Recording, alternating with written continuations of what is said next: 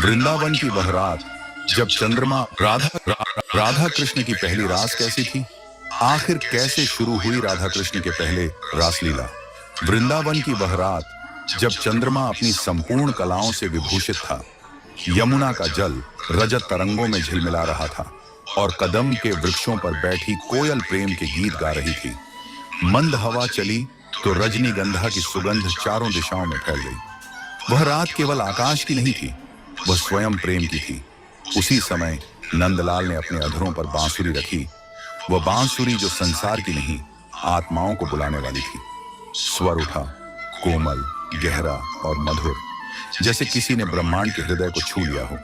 राधा उस स्वर से कांप उठी।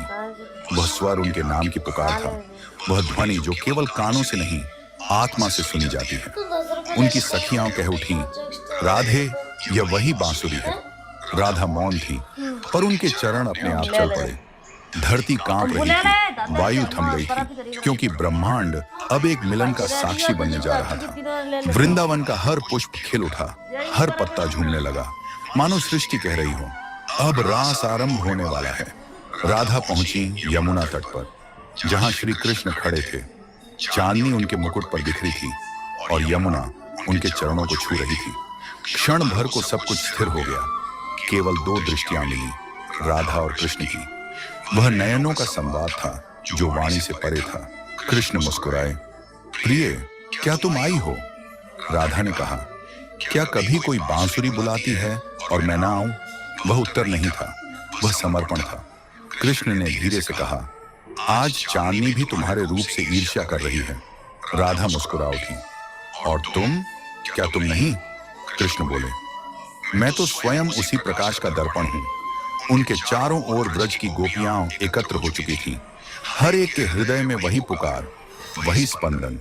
पर उस रात सबका केंद्र एक ही था, राधा। कृष्ण ने रास आरंभ किया, बांसुरी फिर बजी और वह स्वर सृष्टि की गति बन गया। हर गोपी के चारों ओर वही कृष्ण प्रकट हुए, पर राधा के चारों ओर अनंत ब्रह्म लयित हो गया। कृष्ण बोले, यह रास देह का नहीं, चेतना का है। यहाँ प्रेम ही नियम है और समर्पण ही धर्म। राधा ने कहा, यदि यह रास है तो मैं रास स्वरूपा बनूं, मैं तुम्हारे स्वर की प्रतिध्वनि बनूं, तुम्हारे नर्तन की गति बनूं। और फिर आरंभ हुआ वह दिव्य नृत्य, जहां चांदनी थिरक रही थी, जहां तारों ने अपनी चमक रोक ली थी, क्योंकि स्वयं परमात्मा प्रेम के रूप में नृत्य कर रहे थे। राधा और कृष्ण एक वृत्त में, एक ताल में, एक लय में, जहां मैं मिट चुका था, केवल हम शेष था। वह रास केवल नयनाभिराम नहीं था, वह ब्रह्म का स्पंदन था। कृष्ण केंद्र बने और चारों ओर गोपियां घूमती, जैसे ग्रह अपने सूर्य के चारों ओर घूमते हैं। राधा उस केंद्र की चेतना थी। बिना उनके रास केवल गति होता, पर उनके भाव से वह भक्ति बन गया। कृष्ण ने कहा, राधे, तुम बिना मैं अधूरा हूं। जैसे बांसुरी बिना वायु के मौन है, वैसे मैं बिना तुम्हारे। राधा ने उत्तर दिया, प्रभु, मैं तो वही वायु हूं जो तुम्हारे अधरों को स्पर्श करती है। तुमसे अलग मेरा कोई अस्तित्व नहीं। यह संवाद ब्रह्म और शक्ति का संवाद था।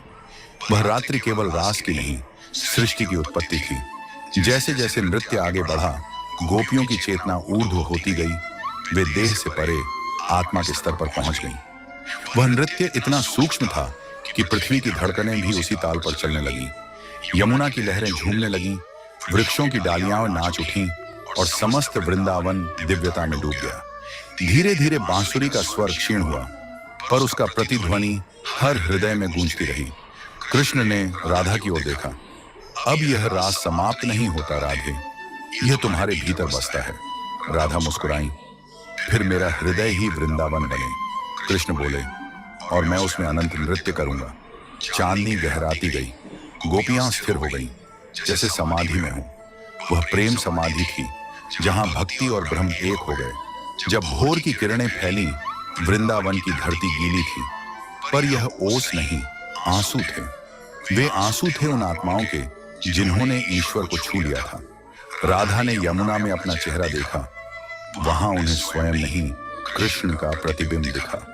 और कृष्ण ने जल में देखा, वहां राधा की छवि थी। दोनों मुस्कुराए, क्योंकि अब कोई भेद न रहा। Pick your preferred event with Angel One.